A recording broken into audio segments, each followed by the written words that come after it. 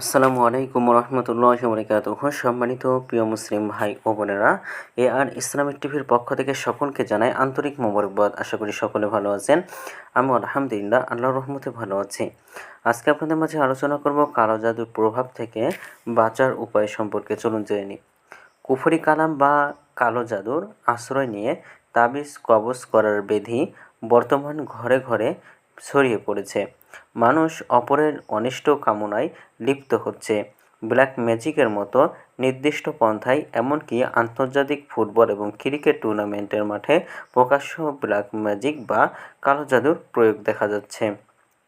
যারা আধুনিক বিজ্ঞানের দোহাই দিয়ে বা অতি বিজ্ঞানসম্মততার কারণে কোরআনে বর্ণিত সিহর এবং বা জাদুর বাস্তবতা অস্বীকার করেন, তাদের জন্য এগুলো একটি জ্বলন্ত উদাহরণ। এটি এখন কোনো গোপন বিষয় নয়, বরং আন্তর্জাতিক মূলধারার গণমাধ্যমগুলোতেও খেলোয়াড়দের ওপর কালো জাদু করার খবর নিয়মিত প্রকাশ হচ্ছে। সুতরাং এর সত্যতা অস্বীকার করার কোনো সুযোগ আমাদের মধ্যে নেই।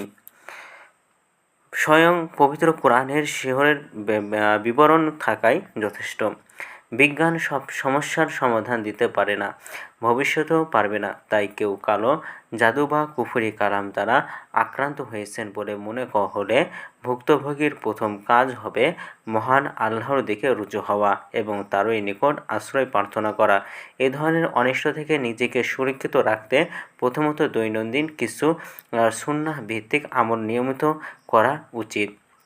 কেউ যদি সকাল সন্ধ্যায় রক্ষা কসব দোয়াসমূহ নিয়মিত পাঠ করে এবং রাসূলুল্লাহ সাল্লাল্লাহু আলাইহি ওয়াসাল্লামের শিখানো সুন্নাহ অনুযায়ী জীবন পরিচালনা করে, তবে ইনশাআল্লাহ কোনো কালো জাদু তার ক্ষতি করতে পারবে না।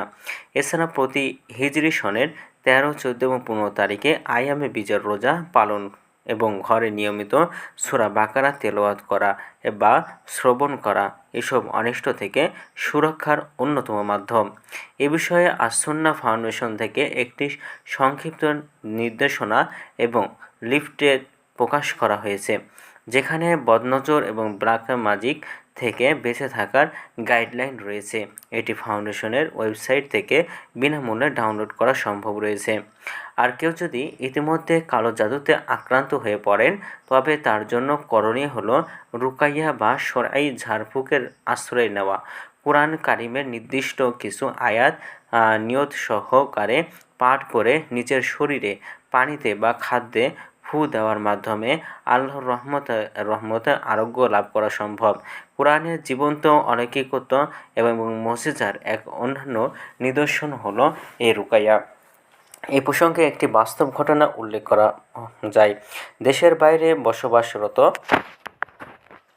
এক সুপ্রসিদ্ধ লেখক, যার দীর্ঘদিনের লেখালেখি এবং আদর্শিক অবস্থান থেকে সুস্পষ্ট যে তিনি বামপন্থী বা ভাবধারার অনুসারী, তার মেয়ে অত্যন্ত জটিল এক সমস্যায় আক্রান্ত হন।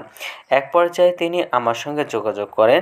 তার মেয়ে কোনো শারীরিক বা চিকিৎসা বিজ্ঞান বা সংক্রান্ত সমস্যার নয়, বরং জিন জাদুর সমস্যায় আক্রান্ত ছিল। কিন্তু আধুনিক বিজ্ঞান এটিকে স্বীকার না করায় চিকিৎসকেরা হাসপাতালে তাদের চিকিৎসা চালিয়ে যাচ্ছিলেন। একদিন প্রায় মুমূর্ষু অবস্থায় হাসপাতালে পড়ে থাকা মেয়েটি হাসপাতালে অত্যন্ত সুরক্ষিত ওয়ার্ড থেকে হঠাৎ উধাও হয়ে যায়। উন্নত প্রযুক্তির সিসিটিভি ক্যামেরা যাচাই করে এবং স্থানীয় পুলিশের তদন্তের মাধ্যমেও তাৎক্ষণিকভাবে তার সন্ধান মেলেনি।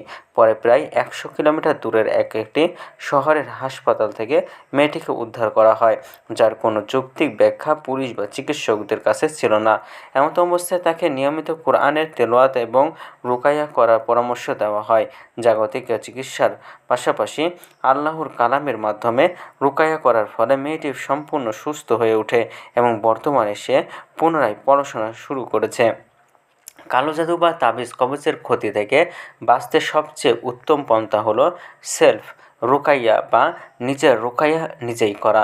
অভিজ্ঞ রাকিবদের কাছ থেকে নির্দিষ্ট আয়াতসমূহের তালিকা সংগ্রহ করে ভুক্তভোগী নিজেই তা পাঠ করে ফু দিতে পারেন, কারণ আরোগ্য বা কারামতি কোনো ব্যক্তির মাঝে থাকে না, তা থাকে স্বয়ং আল্লাহর কালামে।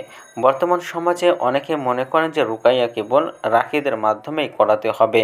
দীর্ঘ কেরাত বা আয়াত পাঠে অলসতা বা অক্ষমতার কারণে অভিজ্ঞ এবং নির্ভরযোগ্য রাকিদের সাহায্য নেওয়া বৈধ হলেও বর্তমানে এক্ষেত্রে এক শ্রেণীর অসাধু এবং অর্থলোভী মানুষের অনুপ্রবেশ ঘটেছে। তাই যে কোনো বিভ্রান্তি এড়াতে নিজের আমল নিজেই করাই সবচেয়ে নিরাপদ। আমাদের পরিচিত এক উচ্চশিক্ষিত বুয়েট পড়ুয়া প্রকৌশলী দম্পতির ঘরও এবং অলৌকিক এবং অনাকাঙ্ক্ষিত ডিস্টার্ব বা জিনের উপদ্রব দেখা দিয়েছিল। তার ঘরে রান্না করা খাবার বা ফ্রিজে রাখা ডিম দৃশ্যমান কোনো কারণ ছাড়া ঘরের মেঝেতে এসে পড়ার মতো ঘটনা ঘটত। পরে তিনি কোনো রাকির উপর সম্পূর্ণ নির্ভরশীল না হয়ে নিজেই প্রয়োজনীয় আয়াতসমূহ পাঠ করার নিয়ম জেনে নিজেই রুকাইয়ার আমল শুরু করেন এবং আল্লাহর রহমতে তার ঘরের সমস্যা কেটে যায়। বর্তমান যুগে মানুষ সব সমস্যা শর্টকাট পদ্ধতিতে সমাধান করতে চায়, কিন্তু আল্লাহর কালামের মাধ্যমে আরোগ্য লাভের জন্য বান্দার পক্ষ থেকে আন্তরিক প্রচেষ্টা এবং সাধনার প্রয়োজন। এটি কোনো কৃত্রিম বা যান্ত্রিক প্রতিক্রিয়া নয় যে ট্যাবলেট খাওয়ার মতোই সাথে সাথে ফলাফল পাওয়া যাবে। প্রাকৃতিক এবং ধর্মীয় নিয়মে যে কোনো প্রতিকার মধ্যে দিয়ে যেতে একটু সময় লাগে। পক্ষান্তরে শয়তান বা দাজ্জালের পদ্ধতি হলো তাৎক্ষণিক বা কৃত্রিম এবং যা আপাত দৃষ্টিতে কল্যাণকর মনে হলেও বাস্তবে ধ্বংসাত্মক। সুতরাং কেউ কালো জাদু বা কুফরির দ্বারা আক্রান্ত হলে অধৈর্য না হয়ে শরঈ নিয়মে নিজের রুকাইয়া নিজেই করা অথবা বিশ্বস্ত কোনো দীনদার ব্যক্তির পরামর্শ অনুযায়ী আল্লাহর কালামের মাধ্যমে প্রতিকার খোঁজা উচিত। মহান আল্লাহ তাআলা একমাত্র আরোগ্য দানকারী। তোমাদের ভিডিওটি ভালো লাগলে অবশ্যই চ্যানেলটি সাবস্ক্রাইব করে পাশে থাকবেন। ধন্যবাদ সকলকে। আসসালামু আলাইকুম ওয়া রাহমাতুল্লাহি ওয়া বারাকাতুহু।